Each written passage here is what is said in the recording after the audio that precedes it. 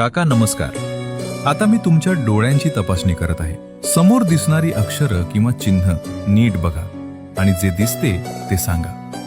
काका, आपल्या शरीरातील सर्वात महत्त्वाच्या गोष्टींपैकी डोळे हे एक आहेत. डोळे चांगले असतील तरच आपण हे सुंदर जग पाहू शकतो.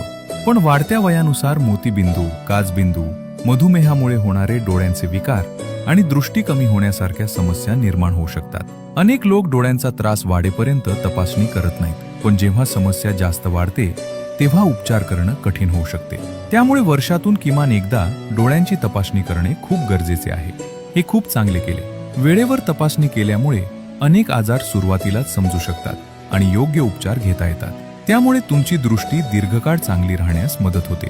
मी सर्वांना एकच सांगतो, डोळ्यांची काळजी घ्या, नियमित तपासणी करा आणि काही त्रास जाणवत असेल तर दुर्लक्ष करू नका. कारण डोळे आहेत तरच जग आहे.